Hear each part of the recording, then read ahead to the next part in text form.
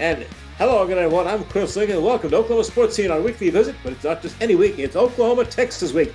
Red River Rivalry in Dallas, Texas at the Cotton Bowl this Saturday. Live on ABC nationwide at 2:30. Got a great show lined up for you. Very special guest, the king himself, Barry Switzer, joins us. Some of his OU Texas memories and also his reunion of his 1985 national championship team. And a happy birthday wish for the coach. Tulsa World sports columnist Barry Tramel has his thoughts on OU Texas and also on the recent firings of half of our Big Four football coaching staff. But first, let's show you this week's 6th Associated Press college football poll just released. The Sooners actually fell one spot from number 5 to number 6 despite the 44-0 win and a perfect 5-0 record heading to the Cotton Bowl. So here is the AP poll. Heading into week number 7, teams in the top 25, we had 5 of them lose this past week, including the 2 preseason number 1 and number 2, Texas and Penn State. Both are upset, and now both are out of the top 25 entirely. So here's the new poll. Ohio State still on top, but now 40 first-place votes, shrinking that some. Miami is second, surging to 21 first-place votes. Oregon has the other 5 first-place votes, is third.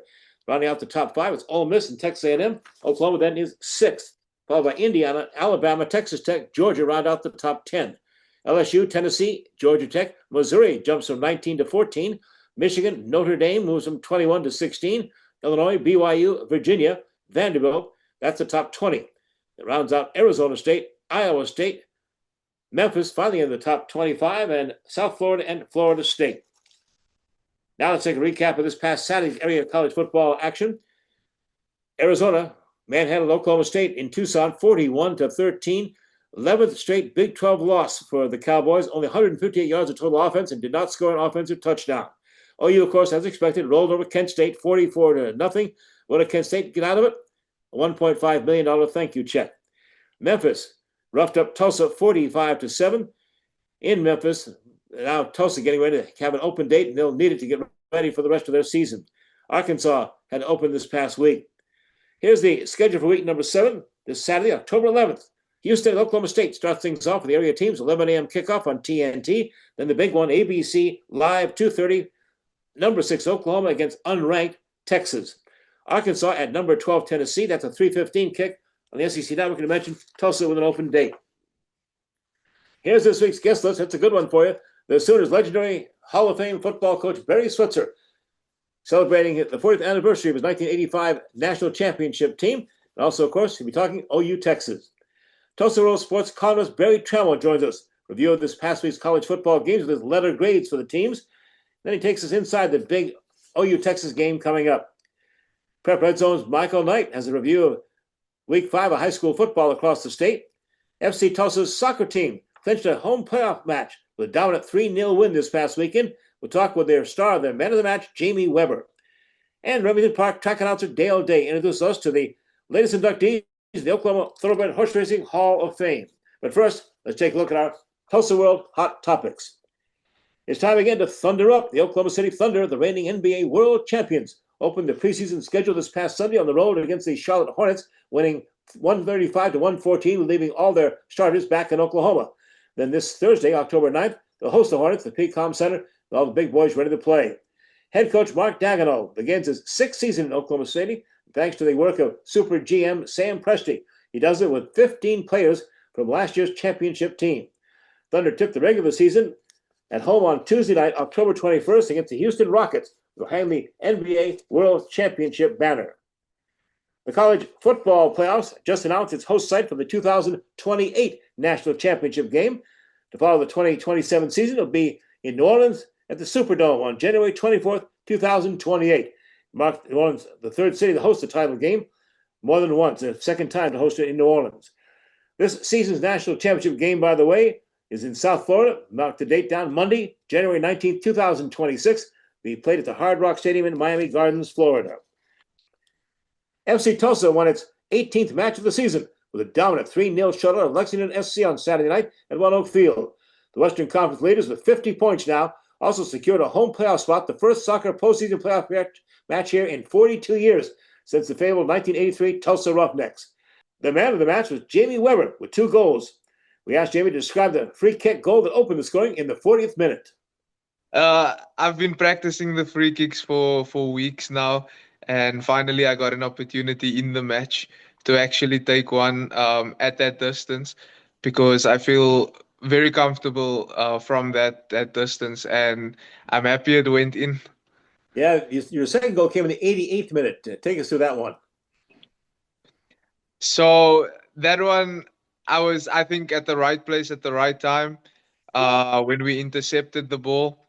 And my teammate Gio, he played me the ball, and I thought I could go 1v1 with the defender, and I did the fake shot and took it to my left foot and hit it in.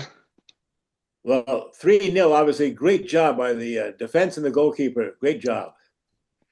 Yes, very good defensively. We were very good. We didn't give them much to work with. They got one chance in the first half, but our keeper kept us in the game with that save. And I mean, a clean sheet is what we wanted, and that's what we got. Coming up this Saturday, October the 11th, you'll be hosting San Antonio FC, but you've clinched a home playoff spot. What does that mean for this club? It means a great deal for the club. We've been speaking about it since the beginning of the season. This was one of our goals, and we reached our goals. Not all of them, but we're still pushing for more, and there's so much more to do. But at least we checked one of the boxes. San Antonio, very good team. Tough game. It's going to be a tough game again, but I think we will prepare well. Jane Weber, the man of the match in the 3-0 victory this past weekend over Lexington, and now getting ready for a match this Saturday, hosting San Antonio. Jamie, congratulations. Proud of you and the FC Tulsa team. Look forward to the playoffs with you. Congratulations again. Thank you so much. We're going to come right back with the legend of Oklahoma sports, football coach Barry Switzer of the Sooners, next. Our story, it lives in Tulsa, where the spirit of the past lives alongside us and urges us on toward a vibrant future. Because our story is still being written. It's the story of Tulsa, told by the journalists who live it and love it.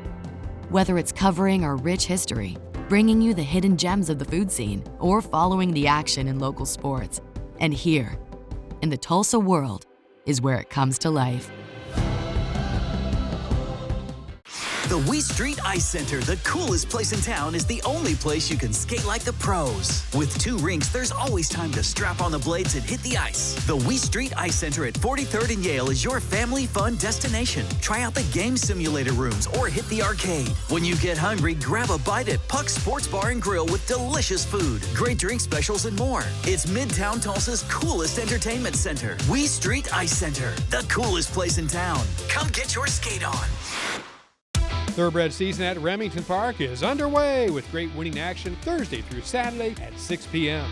The top Oklahoma bred runners are in the spotlight for Oklahoma Classics Night, Friday, October 17. The $1 Million Night of Stakes Racing features the best the state has to offer. The first race on Oklahoma Classics Night is 6 p.m. Visit RemingtonPark.com for all post times, group rates, and dining reservations. The best racing, simulcast racing, and nonstop jackpot casino action is at Remington Park. The Oklahoma Sports Hall of Fame, home of the Paycom Jim Thorpe Award, is a treasure trove of memorabilia honoring Oklahoma sports legends. For museum hours or to schedule a tour, go to oklahomasportshalloffame.org. Tulsa, there is nothing better than summer vibes at the ballpark with your Tulsa Drillers. Sipping on a cold beer, eating a hot dog, and having a great time with family and friends. The hope of catching a home run ball or running into everyone's favorite blue bowl, Hornsby. Cool off by grabbing an ice cream or playing in the Red Diamond Splash Pad. One Oak Field has something for everyone. Tickets start at only $10. Purchase now at TulsaDrillers.com. Go all in and we'll see you at the ballpark soon.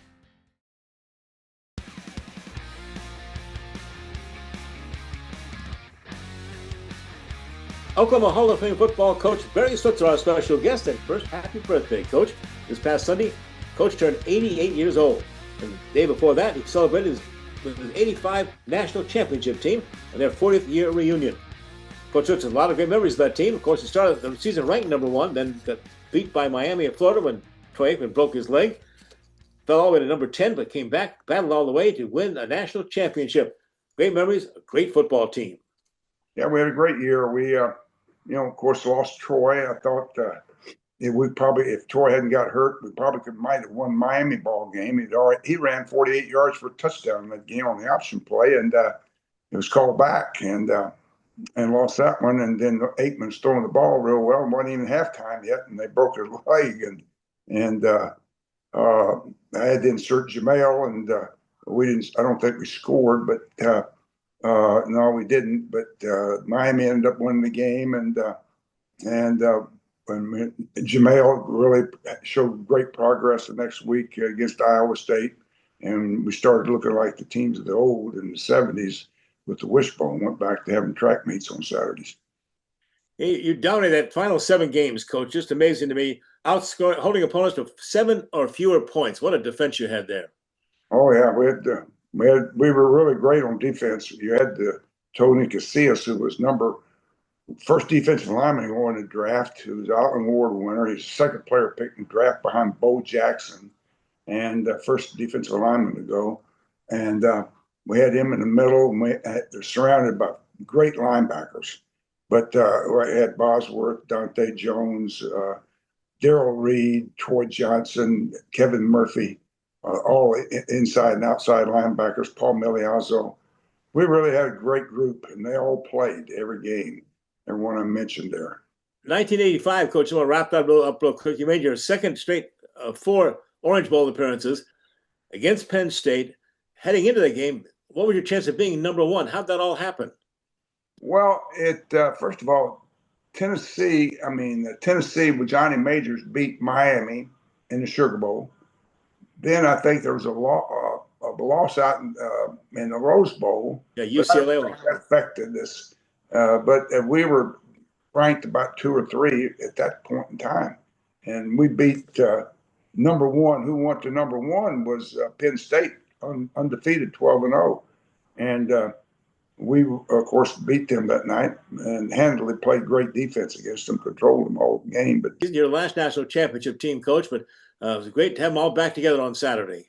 You bet. That's the first time, like I said, I've seen them in 40 years. They came to the game on Saturday. Some of them did. Lucius Selman and his wife, Clarice, stayed with me. And I had Kevin Murphy stay with me. And that was, Kevin always stays when he comes to town. But he was a hell of a player. He played 6 years for Tampa Bay and then 2 years for someone else. Forgot who it was. But he was another great linebacker in that crew. And but it's always good to see those guys when and of course it was last year when 50 years I hadn't seen those guys. It's 40 years since I hadn't seen these guys. So it was always great to see them. Yeah, I was part of those 70 teams with you, Coach, and I see the 3 Selmans there on your T-shirt. Well, none were ever better. Hey, that's right. You know what your record was when the Selmans played for me? What's that? We were 54-3-1. 54 wins, 3 losses, 1 tie. We were better than the people that beat us. I'm telling them, we always knew that. I always told them no one's going to beat us. I said we'll beat ourselves. We'll help them. Have to help them, and they're not going to beat us by themselves. If we help them, that's exactly what we did.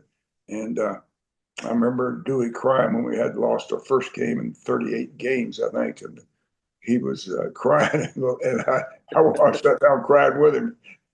But anyway, we bounced back. We won the national championship. We beat Michigan in the Orange Bowl and won the national championship. And that was in 75 and 74. They didn't let us go to the bowl game. We were a great football team in 74. And won undefeated with Joe Washington and that bunch. Well, after this timeout, we're going to go talk about OU Texas. Coach had 16 battles with the Longhorns. Back with that one after this timeout. The Wee Street Ice Center, the coolest place in town, is the only place you can skate like the pros. With 2 rinks, there's always time to strap on the blades and hit the ice. The Wee Street Ice Center at 43rd and Yale is your family fun destination. Try out the game simulator rooms or hit the arcade. When you get hungry, grab a bite at Puck's Sports Bar and Grill with delicious food, great drink specials, and more. It's Midtown Tulsa's coolest entertainment center. Wee Street Ice Center, the coolest place in town. Come get your skate on. The Remington Park Casino is always open for jackpot gaming. The winning action never ends. Enjoy great food and drinks in the Bricktown Brewery, open daily at 11 a.m. Simulcast racing is offered every day, featuring North America's best tracks. Visit the Club Remington desk for player card membership and begin earning points and rewards. The jackpots are always flowing. The next one could be yours at Remington Park. Founded in 1960, Ed Bashira's Formal Wear and Fine Clothing has been dressing gentlemen for over half a century. We are family owned and operated, offering premium brand tuxedos and accessories at our Tulsa store on South Harvard. Bashira's also does made-to-measure suits, sports coats, dress shirts and slacks, and a top line of sportswear. We do tailoring on site to assure the perfect fit so you will look your very best for that special occasion. Ed Bashira's Formal Wear and Fine Clothing, an Oklahoma tradition. The Oklahoma Sports Hall of Fame, home of the Paycom Jim Thorpe Award, is a treasure trove of memorabilia honoring Oklahoma sports legends. For museum hours or to schedule a tour, go to oklahomasportshalloffame.org. The Tulsa Whalers are fresh off another playoff season. Don't let the ice cool down. Get your season tickets now for next year and save big. Season tickets start as low as $19 per month. Get your tickets at TulsaOilers.com. That's TulsaOilers.com. Experience hard-hitting, glove-dropping, pulse-pounding, glass-rattling kind of thrill. Season tickets are available now starting at only $19 per month. TulsaOilers.com. This is your town, your team, your Tulsa Oilers hockey.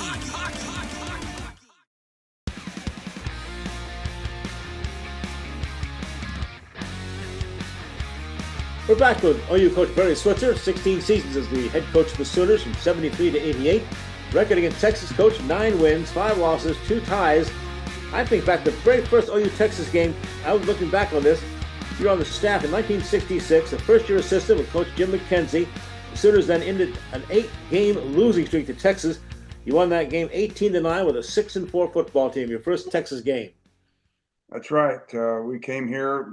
They hadn't beaten Texas in 8 years, and I've always said first of all, we took the same players and beat them, but we got people in the right place to play, and the game's played from the neck up. I've always said it's mental attitude and approach you take, and toughness, and they had enough talent here to win, and we inserted. Of course, they recruited a pretty good group that helped us. Bobby Warmack, a quarterback, Eddie Hinton as a wing back, and all those guys implemented into our offense, and of course, that's what side of the ball I was on, and we had a guy named Steve Owens, who was a sophomore that was, I thought was going to be a pretty good player, which he was. He won the Heisman.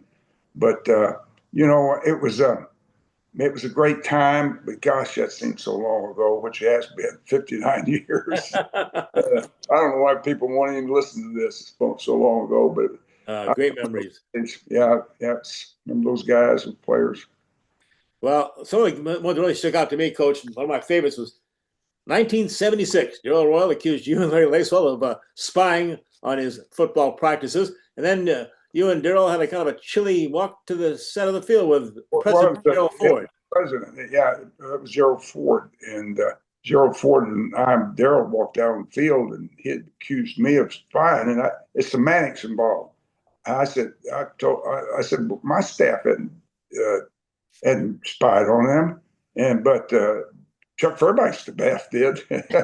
I wasn't the head coach when they weren't my staff then, Darrell, when they did that. It was Lacewell that did that, defensive coach. But anyway, I don't know why he did that. We beat them 27-0 that year, and I don't know why Lacewell had a guy look at the practice. Anyway, but he did, and but Darrell was accusing me of it, and I said, that's not true. My staff has never spied on you, which was that they were Chuck's then. I still love what some Sooner fan yell out to something about President Ford when you and Darrell walked. When we were walking down, yeah. But I know Gerald Ford he didn't know Darrell. Hey, we didn't talk to each other. We just walking down the ramp. And every once in a while, Gerald Ford would try to say something, get something started, but we were just quiet. And he finally gave up on that. We walked out about 10 yards on the field, got about between the goal posts, and some over. Of course, the south end zone's all red. There always is, and that's why I've said it's always an advantage to us. We think we're playing at home when we take the field, because all you can hear is Sooners yelling for us, and Well, it was an advantage that day for me because some old boy dressed in redneck country guy gets up and says, "Who are those two Switzer with Switzer?" And of course, it made me feel about like that when he did it. But if it had been orange, it'd been just reversed. That end zone had been all orange, been reversed. But some old country boy, the crowd started laughing, and they laughed all the way around to the 55. But everybody could hear it too. Yeah. He had a loud voice. You were never lost to Joe Royal, 3-0-1 against Coach Royal. 1984, another game I know really sticks in your craw, Coach, that ridiculous 15-15 tie. That was a 15-15 tie. We got robbed out of that game with 2 plays. About 3 plays before the interception, 2 plays before. They threw a screen pass. The back got hit. He fumbled the ball, and Tony Casillas recovered it. And they didn't give it to us. It was a downpour. And I remember the referee had his glasses off, was trying to clean them, and he never saw the play, so he never gave us the ball. And that was a disaster right there. If it would have had instant replay back in that team, would they give us the ball there on the fumble? Then 2 plays later, Andre Johnson makes a great play in the end zone, reaches over and taps the ball out of the receiver's hands. It was going to catch it for a touchdown to beat us. But what happens is he taps it out of the guy's hand, and the ball, before it hits the ground, Keith Bansbury slides underneath and catches it and slides on out of bounds, and with the football in his arms, possession of it on his back, and the official didn't give it to us. And they got booed, and the next day the headlines in the paper showed officials with blind, with a cane, walking in dark glasses. They were blind. But anyway, we should have had that victory, and the tie was a disaster because that was a 6-6 tie because we scored late. They were leading on 2 field goals. We scored late, and Horace Ivy makes a great run and scores, and we lined up to kick the extra point, which was with Uwe von Schaman, who never missed an extra point in his career here, played for the Miami Dolphins, and the ball was snapped and juggled and dropped on the ground. The holder didn't catch the ball. It was a bad snap, anyway, he didn't get to kick the ball. So if we just hit that one, he's going to make it, and we would have won 7-6, but he didn't get to kick it. Coach, you finished with 4 straight wins over Texas. One I really remember, 1986, dominated 47-12 against Texas. Yeah, my last during the 80s, we really were a lot better than Texas in the mid 80s and all. But we were better than everybody else too. That's what. Coach, you should be running this era. You said it's not name, image, likeness. It's legal. NIL means that now it's legal. That's if you wouldn't have gotten the death penalty.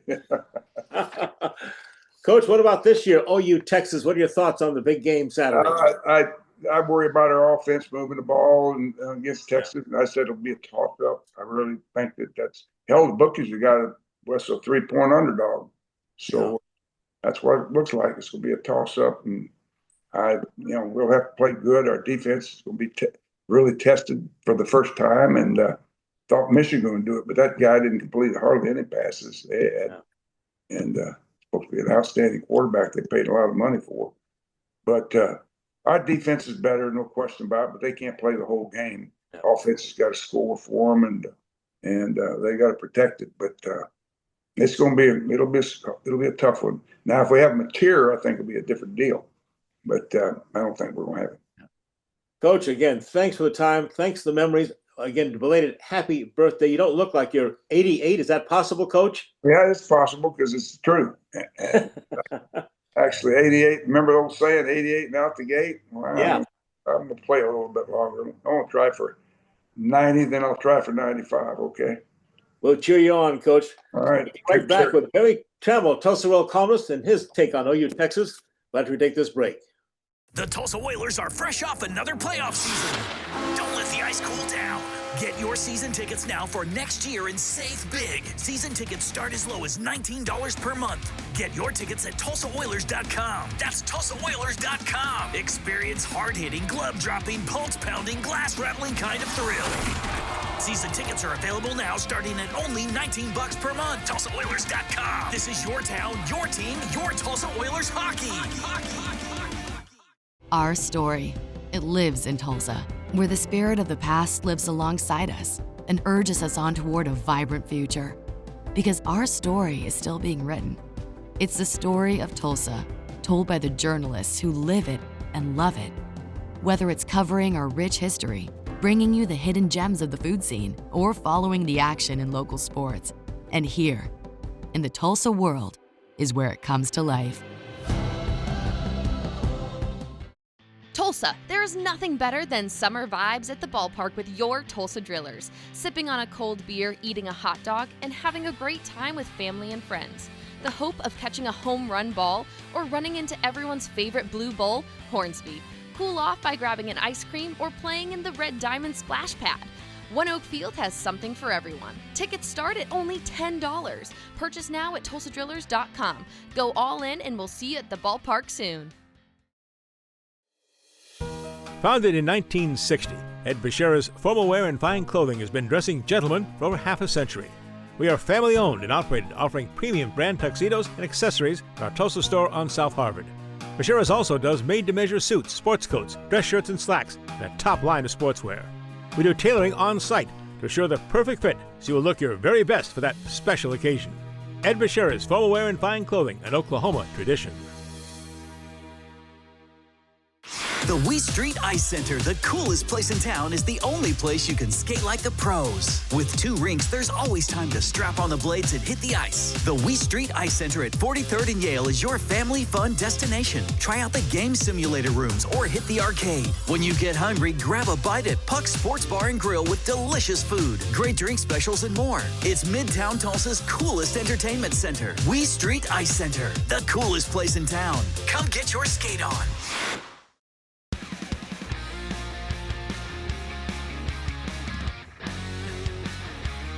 Back on Oklahoma Sportscene and joined by our good friend Barry Tramel, senior sports columnist with Tulsa World. Barry, before we get into football this week, let's bring up Dave, talk about these firings lately. We've lost half our Big Four football coaches. Mike Gundy gone at Oklahoma State in his 21st season, and Sam Pittman down at the University of Arkansas, both fired a quarter way into the season. You ever seen anything like that in coaching around here? Well, no, and I don't. Oklahoma State has never fired a coach in midseason. And OU, off the top of my head, when they've done it, the guy's been allowed to coach out the season or wanted to. So it's new stuff to all of us, but it's a new day. We see sort of a land rush for coaches. They feel like they got to get a jump on everybody. Go back to 2021, Chris, when Lincoln Riley got hired away from OU to USC, when Brian Kelly got hired away from Notre Dame to LSU. Both of those guys went to jobs that had come open early in the season. Clay Helton at USC, Ed Orgeron at LSU, both got fired early. Both those schools spent a couple of months chasing their guy. Lincoln Riley was not hired overnight. So it's just a desire to get people in as quick as possible, get the jump on everybody, because in the transfer portal era, you can start rebuilding your roster immediately. We're probably going to see more and more of this. I thought we might have a slowdown of coach firings. We only had 3 in the power conferences last year, but now we've already had 4 in the month of September. I think people I thought they might save their money on linebackers and quarterbacks, but turns out they're probably going to fire coaches even more. And a shake-up in the AP Top 25 this week, Barry, with upset losses by Penn State at previously winless UCLA, and then Texas losing at Florida. Both those teams, number 1, 2 in the preseason AP poll, are now out of the top 25. Well, a couple things at play here. One is we've got more parity. Free agency has created more parity in college football. People don't know who's going to be good, who's not. Now, I've got no explanation for UCLA, Penn State. On that same patch of grass, New Mexico dominated UCLA. So the Bruins, another team that have fired a coach in midseason, right? Yeah. So, but Texas and Penn State clearly are not as talented as people thought. Penn State had a veteran roster, lots to like, but they were somewhat untested last year. They weren't a fraud, but they were a little bit of a mirage.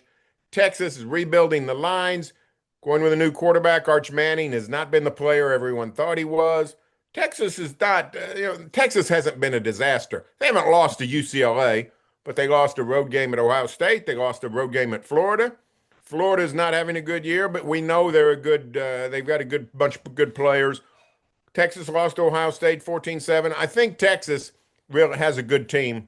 I just don't know that they're going to be able to rally and be in contention for either the SEC championship or college football playoff berth.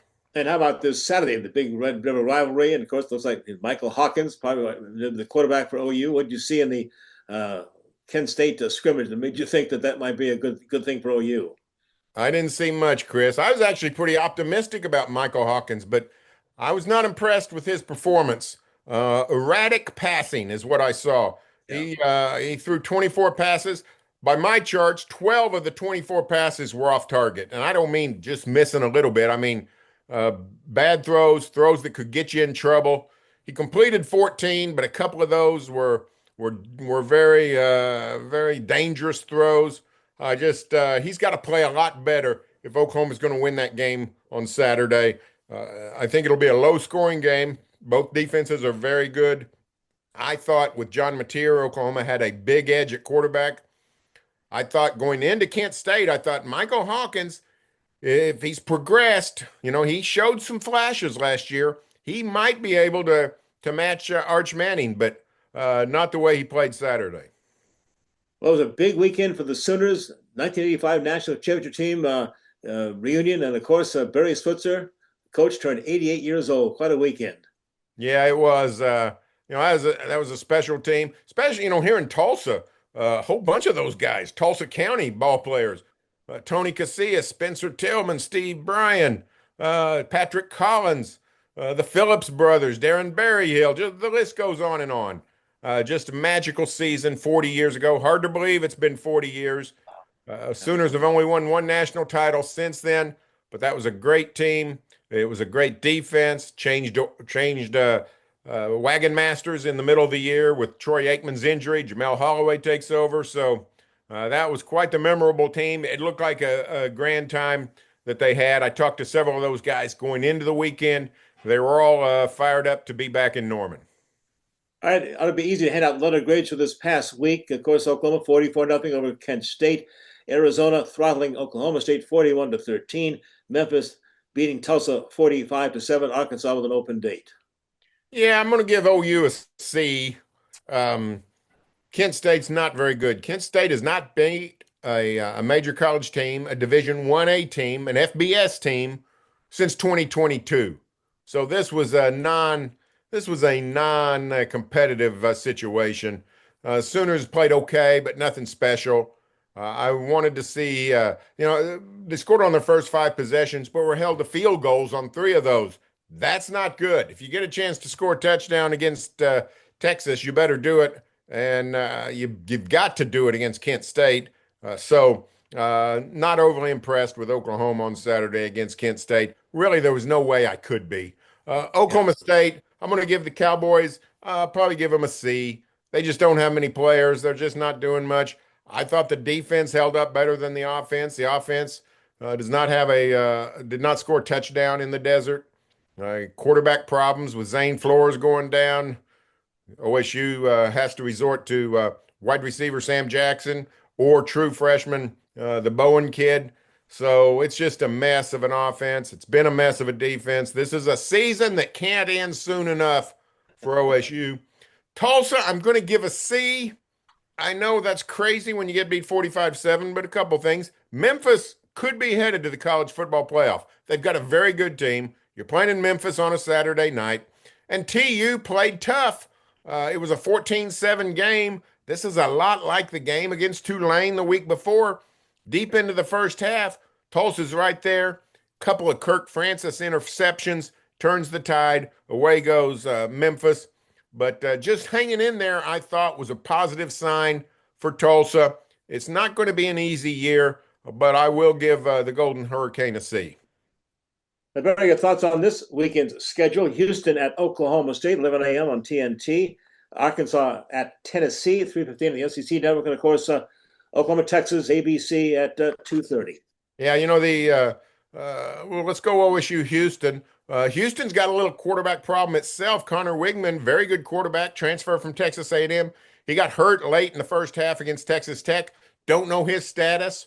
Houston could be a little bit shaky without Connor Wigman. He really I think he's been good for the Cougars. They were unbeaten until losing to Texas Tech on Saturday.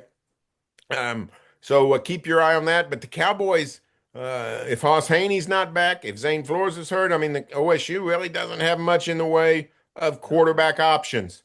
So this is a case where, even if you get some good fortune with playing Houston's backup quarterback, this is could get worse before it gets better in Stillwater. For Arkansas, going to Tennessee, this is one of my favorite rivalries. Not that they're great rivals, but they're border states. But the trip from Fayetteville to Knoxville is not an easy one. You got to drive forever to get out of Arkansas, and then you got to drive forever to get to the eastern edge of Tennessee. So let's not pretend this is Oklahoma playing Baylor or somebody. It's a long distance away. I think Tennessee's really good. I think Josh Heupel's done a great job. You never know what's going to happen with an interim coach. Our man in Stillwater, Doug Meacham, is 0-2, but we saw at UCLA, interim coach Tim Skipper pulled off the upset of the year. So who knows how it'll go under Bobby Petrino as he takes the Razorbacks to Tennessee, but I think the Vols have a really good team. I think the Arkansas defense is a little bit of a mess. Going to be very hard for Arkansas to stick with Tennessee.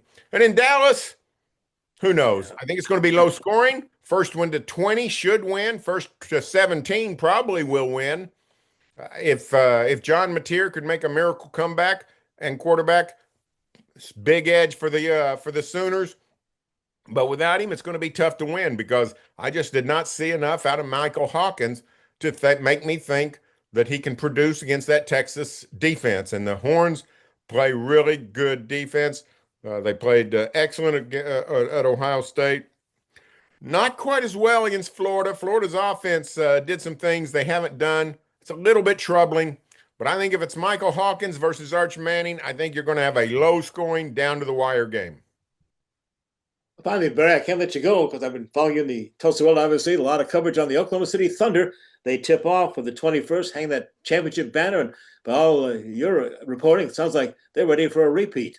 Yeah, very few NBA teams, much less champions, return intact virtually their entire roster. Everybody's back except Dylan Jones, a seldom-used rookie last year, who was traded in part because he really wanted more playing time and wasn't fitting in. He's replaced by a rookie from a year ago, lottery pick. Nikola Topic is a very good prospect. With torn ACL kept him out last year. So the roster's intact, and it's ascending. This is not a bunch of people in their prime. SGA's just reached his prime. Jalen Williams, not there yet. Chet Holmgren, not there yet. This is a fantastic roster, and the Thunder is they're sort of uniquely set where the Golden State Warriors were 10 years ago in 2015. They won a title just a little bit before their time, and then they went on, of course, to win 3 more, not in succession, but over the course of 7 years. So the Thunder should be similarly set. They got the contracts of their main guys extended. They got the great culture. They got everybody back. They're all pushing in one direction. These are the golden age. Listen, if you're a young Thunder fan, enjoy this. You could live to be an old age and not have a situation like you're going to be able to see the next 3, 4, 5 years. Barry Tramel, Tulsa World. As always, Barry, thanks for joining us. Appreciate it, and have a great time at OU Texas. You bet. See you, Chris. All right, Michael Knight's high school football prep Redzone report is next. Tulsa, there is nothing better than summer vibes at the ballpark with your Tulsa Drillers, sipping on a cold beer, eating a hot dog, and having a great time with family and friends. the hope of catching a home run ball, or running into everyone's favorite blue bowl, Hornsby. Cool off by grabbing an ice cream or playing in the Red Diamond Splash Pad. One Oak Field has something for everyone. Tickets start at only $10. Purchase now at TulsaDrillers.com. Go all in and we'll see you at the ballpark soon. Founded in 1960, Ed Bashira's Formal Wear and Fine Clothing has been dressing gentlemen for over half a century. We are family owned and operated, offering premium brand tuxedos and accessories at our Tulsa store on South Harvard. Bashira's also does made-to-measure suits, sports coats, dress shirts, and slacks, and a top line of sportswear. We do tailoring on site to assure the perfect fit so you will look your very best for that special occasion. Ed Bashira's Formal Wear and Fine Clothing, an Oklahoma tradition. Thoroughbred season at Remington Park is underway with great winning action Thursday through Saturday at 6 p.m.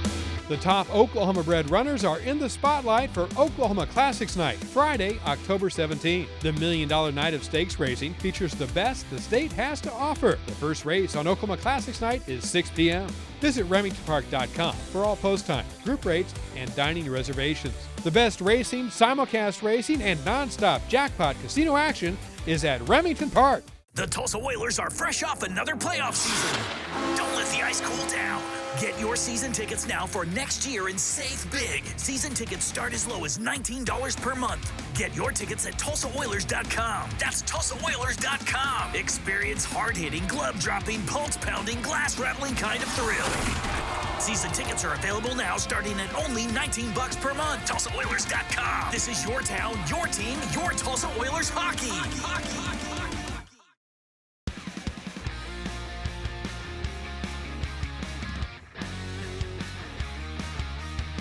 Time for high school football on Oklahoma Sportscene show. For that, we bring in, of course, our Oklahoma Prep Redzone man, Michael Knight. Michael, can it really be the halfway mark of the high school football season?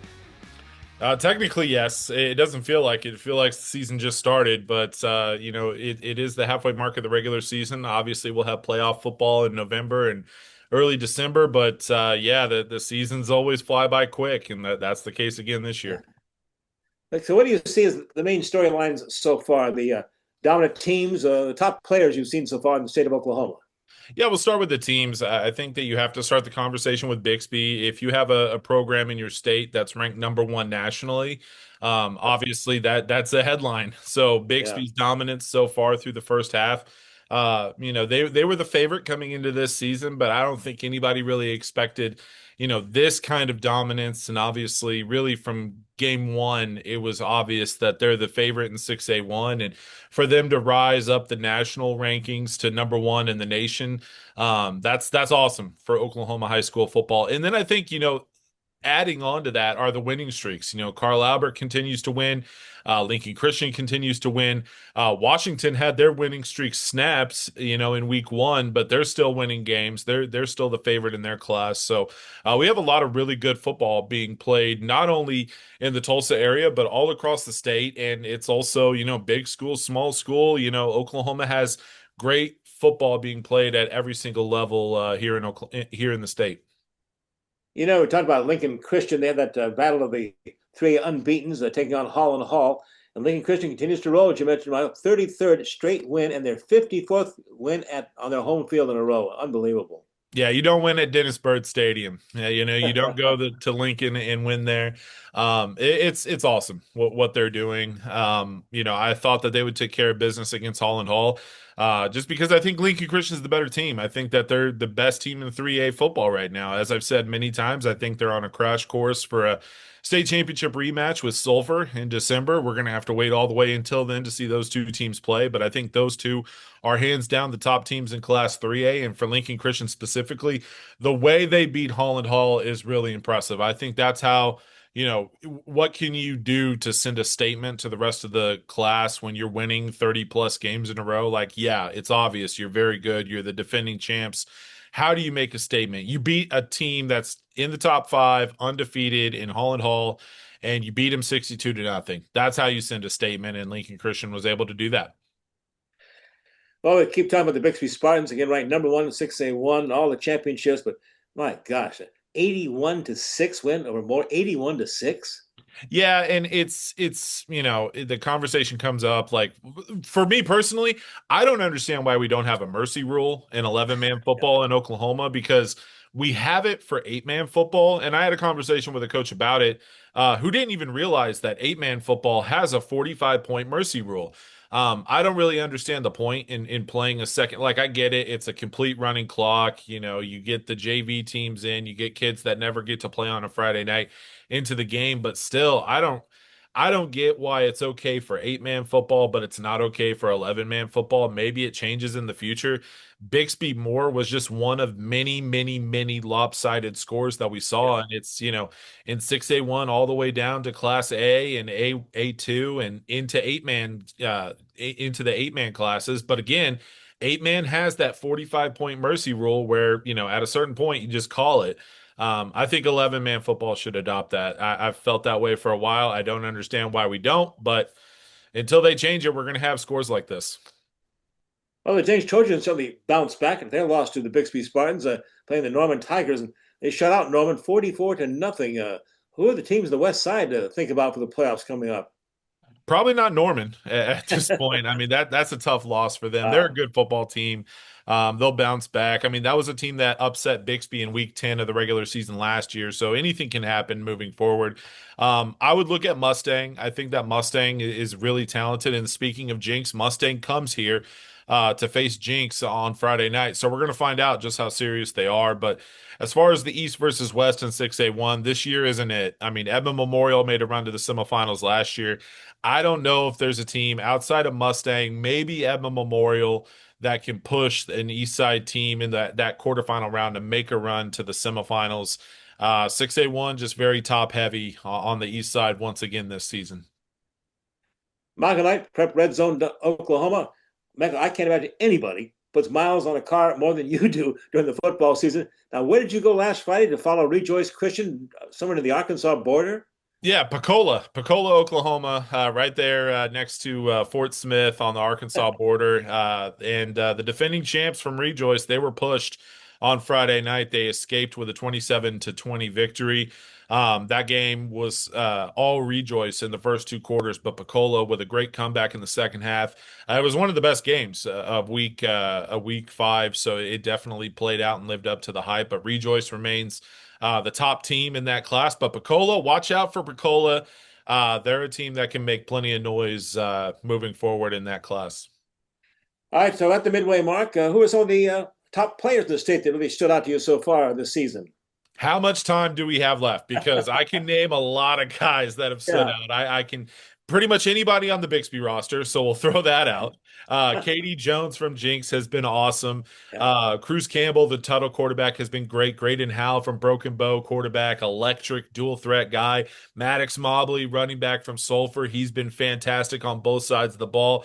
Mason Wright from Vian, Ritson Meyer from Elgin. Asen Hansen, the quarterback from Jones, they have the Longhorns looking really good so far this season. Jaden Hall, the running back from Owasso, is off to a really good start. So there is awesome football being played all over the state. I just saw Rejoice Christian, Camion Compton Nero, their star quarterback. He looked fantastic. So there's so much good football. And that's what's so great about what we do at Prep Red Zone, because we don't just cover, the metro areas or anything like that. We will go all over the state, east side, west side. This week I'm going to the panhandle of Oklahoma. So I went as far east as you can go last week. I'm going as far west as I can go this week. If it's good football, we're going to be there. We're going to be covering it. And there's players at all levels of competition here in the state. It's been fun to watch. What do you see as some of the top games for week 6 coming up? So I mentioned the panhandle. Cashin at Hooker is going to be a big game in Class A1. I think that's going to be huge for that district. Two teams that are in the race for that state championship. You got some good games on Thursday night. Booker T. Washington at Bishop Kelly. We'll have coverage of that. We'll also have coverage of Kingfisher hosting Heritage Hall in Class 3A. Millwood hosting OCS. We'll also have coverage of a big Class A2 game with Hominy hosting Woodland, more than likely the district championship on the line there. So a lot of coverage, again, all over the state in both metro areas, as well as all across Oklahoma and all across the classes on Prep Red Zone Oklahoma. I ask you real quickly too, Michael. The firing of Mike Gundy, we had several top players decommitted and stuff. And we see, again, continue the effect of the portal and NIL. It's really had a tough impact on high school football recruiting. Yeah, and I don't. It's interesting because it definitely trickles down to high school recruiting. The numbers, I'm not sure if it's impacted it as much. It's definitely had an impact. But if you're a player and you can play at that level, they're going to find you. You're still going to have a spot on a Division I roster. The one position that it hurts the most is quarterback. Quarterbacks at the high school level have a harder time now being recruited because colleges will, revert to going to the transfer portal to get a ready-made product. So overall, I don't think it's had as much of an impact, but for the quarterbacks coming out their senior year, if you don't have a spot at the next level for, a Division I program, you're probably going to have to go to the Division II level, make your name, and then possibly go into the transfer portal and transfer up a level. Michael Knight, Prep Redzone, Oklahoma. We'll be traveling all over the state again. Bring us the best games next week. Michael, thanks for joining us. We'll see you next week on the show. Looking forward to it. Always fun talking Oklahoma high school football. All right, we'll right back to introduce you to the Oklahoma Thoroughbred Horse Racing Hall of Fame class of 2025 right after we take this break. The Wee Street Ice Center, the coolest place in town, is the only place you can skate like the pros. With 2 rinks, there's always time to strap on the blades and hit the ice. The Wee Street Ice Center at 43rd and Yale is your family fun destination. Try out the game simulator rooms or hit the arcade. When you get hungry, grab a bite at Puck's Sports Bar and Grill with delicious food, great drink specials, and more. It's Midtown Tulsa's coolest entertainment center. Wee Street Ice Center, the coolest place in town. Come get your skate on. The Oklahoma Sports Hall of Fame, home of the Paycom Jim Thorpe Award, is a treasure trove of memorabilia honoring Oklahoma sports legends. For museum hours or to schedule a tour, go to oklahomasportshalloffame.org. Our story. It lives in Tulsa, where the spirit of the past lives alongside us and urges us on toward a vibrant future. Because our story is still being written. It's the story of Tulsa, told by the journalists who live it and love it. Whether it's covering our rich history, bringing you the hidden gems of the food scene, or following the action in local sports. And here, in the Tulsa world, is where it comes to life. Tulsa, there is nothing better than summer vibes at the ballpark with your Tulsa Drillers, sipping on a cold beer, eating a hot dog, and having a great time with family and friends. The hope of catching a home run ball or running into everyone's favorite blue bowl, Hornsby. Cool off by grabbing an ice cream or playing in the Red Diamond Splash Pad. One Oak Field has something for everyone. Tickets start at only $10. Purchase now at tulsadrillers.com. Go all in and we'll see you at the ballpark soon.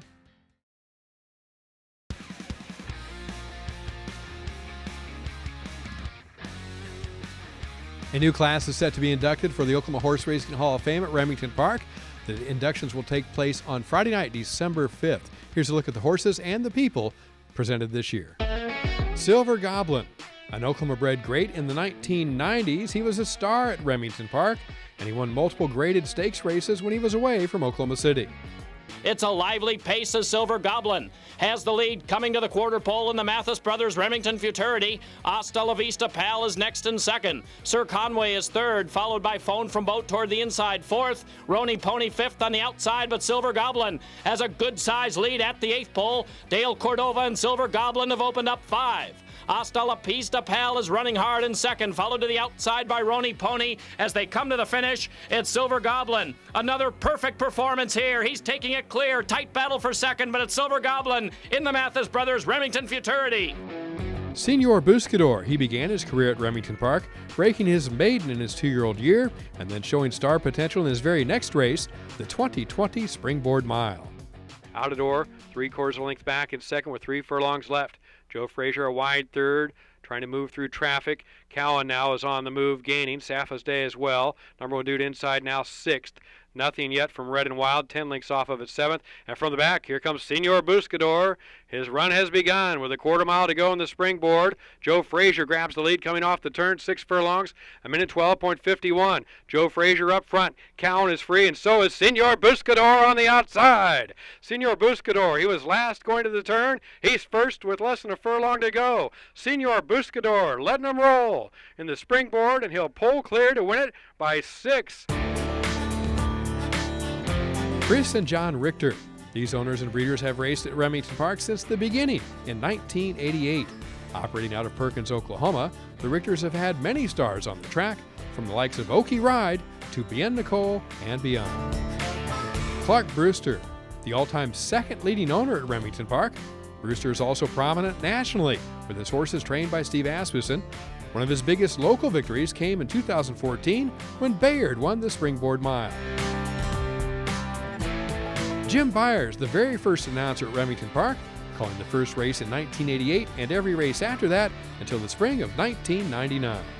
And Manastash Ridge is the one to overhaul. Clever Trevor to the outside is a contender in second. It's Clever Trevor on the outside of Manastash Ridge. These two straighten away with the lead. Manastash Ridge along the inside. Clever Trevor to the outside, and at the furlong pole, Clever Trevor goes to the front. Manastash Ridge drops back second. Gauntlet Boy lodges a late rally on the extreme outside, but Clever Trevor leads it in the final strides. Gauntlet Boy is closing at him. Clever Trevor along the rail, though, is taking the Remington Park Derby. Here's a look at the weekly racing schedule coming up at Remington Park. Action on Thursday, Friday, and Saturday, October 9 through the 11th. First race nightly, 6 p.m. Central. And don't forget, it's fast approaching Oklahoma Classics Night, Friday, October 17th. The top Oklahoma breds racing for big stakes money that evening. In Oklahoma City at Remington Park, I'm Dale Day. Now back to Sports Scene. And we're back to wrap things up here on Oklahoma Sports Scene and look ahead to next week, right after this break. Thoroughbred season at Remington Park is underway with great winning action Thursday through Saturday at 6 p.m. The top Oklahoma bred runners are in the spotlight for Oklahoma Classics Night, Friday, October 17. The $1 Million Night of Stakes Racing features the best the state has to offer. The first race on Oklahoma Classics Night is 6 p.m. Visit RemingtonPark.com for all post times, group rates, and dining reservations. The best racing, simulcast racing, and nonstop jackpot casino action is at Remington Park. Our story, it lives in Tulsa, where the spirit of the past lives alongside us and urges us on toward a vibrant future. Because our story is still being written. It's the story of Tulsa, told by the journalists who live it and love it. Whether it's covering our rich history, bringing you the hidden gems of the food scene, or following the action in local sports. And here, in the Tulsa world, is where it comes to life. Tulsa, there is nothing better than summer vibes at the ballpark with your Tulsa Drillers, sipping on a cold beer, eating a hot dog, and having a great time with family and friends. The hope of catching a home run ball or running into everyone's favorite blue bowl, Hornsby. Cool off by grabbing an ice cream or playing in the Red Diamond Splash Pad. One Oak Field has something for everyone. Tickets start at only $10. Purchase now at TulsaDrillers.com. Go all in and we'll see you at the ballpark soon. The Oklahoma Sports Hall of Fame, home of the Paycom Jim Thorpe Award, is a treasure trove of memorabilia honoring Oklahoma sports legends. For museum hours or to schedule a tour, go to oklahomasportshalloffame.org.